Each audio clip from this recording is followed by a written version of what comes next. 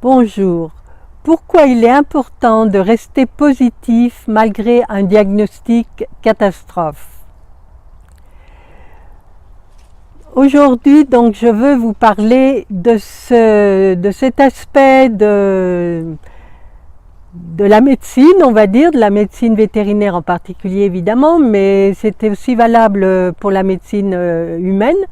En tout cas, voilà, votre chien, votre chat, pour une raison, quelquefois d'ailleurs pas tout à fait, qu'on n'attendait pas, qu'on ne soupçonnait pas du tout, présente des symptômes, pas forcément très alarmants, mais enfin bon, on va voir le véto, on fait des examens, et le diagnostic tombe, voilà, c'est un diagnostic catastrophe, il n'en a plus pour longtemps, on peut essayer, enfin bon, des traitements, mais sans garantie. De toute façon, ça, qu'il n'y ait pas de garantie, c'est un peu normal, puisque la médecine n'est pas une science précise, et comme il y a énormément de facteurs qui rentrent en ligne de compte, effectivement, on ne peut pas prédire, même si certains se permettent de dire il n'y en a plus que pour 48 heures, pour un mois, pour 2 semaines, enfin bon, il y en a certains, même des médecins d'ailleurs, qui se hasardent à donner des délais qui sont très souvent, heureusement,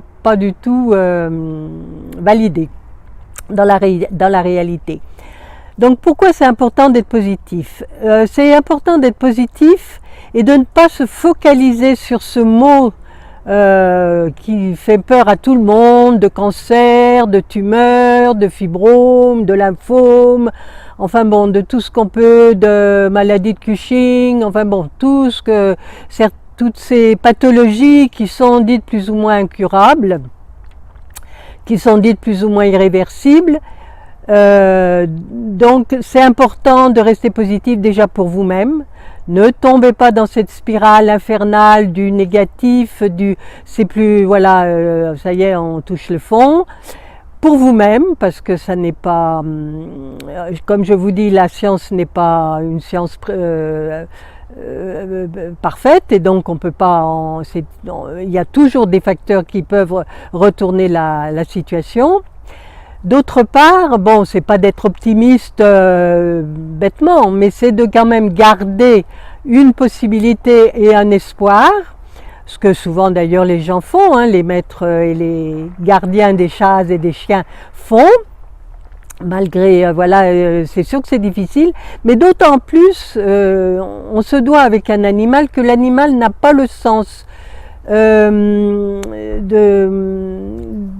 l'irréparable, pour lui il y a toujours espoir, bon, même s'il se sent très fatigué, même si effectivement il ne mange plus, il voit bien qu'il n'est pas dans sa forme normale, mais il n'a pas cette approche comme nous, de se projeter dans le futur, de se dire oui, ça y est, c'est foutu, même si effectivement il est plus en fin de vie qu'en rémission de maladie, il prend ça sereinement.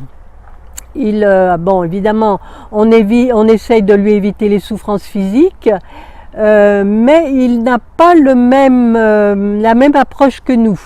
Donc il est, à mon avis, de notre devoir de garder cet esprit positif, d'autant plus que on rentre dans une spirale négative qui ne fait qu'attirer des choses négatives.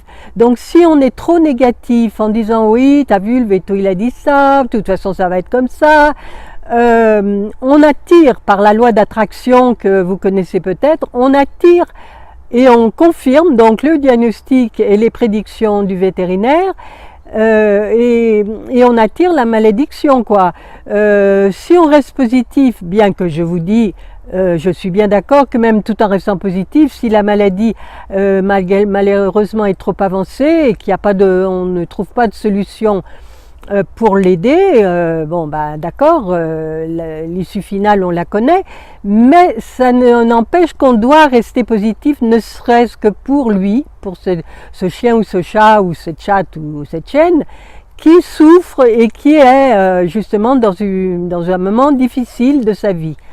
Donc voilà, moi je voulais juste vous dire et vous encourager à rester positif et à penser et à réaliser que nos pensées ont une influence dans la matière et peuvent être donc tout à fait bénéfiques comme elles peuvent être tout à fait négatives et attirer par le fait même des situations encore plus négatives ou du moins disons valider ce diagnostic catastrophe et valider le fait qu'il n'y a pas plus d'espoir. Or, comme je vous dis, notre chien et notre chat a toujours l'espoir et il n'est même pas désespéré. Il ne connaît pas, je pense qu'il ne connaît pas ce sentiment d'espoir, de désespoir. Il est dans le présent, et voilà, il vit le moment présent. Et tout ce que l'on peut faire, c'est effectivement lui éviter trop de souffrance physique. Voilà, j'espère que ce sujet vous aura un petit peu... Bon, c'est pas un sujet approfondi, bien sûr. On peut en débattre encore pendant très longtemps, mais c'est juste pour une petite touche pour, voilà, pour ceux qui sont dans des situations un peu difficiles actuellement, si ça peut les encourager et leur donner une petite lueur, une petite lumière. Voilà, j'espère que ce sujet vous aura intéressé. N'hésitez pas à le liker, à le partager avec vos amis. Et puis, laissez-moi vos commentaires en dessous de cette vidéo. Je vous remercie, je vous dis à très bientôt.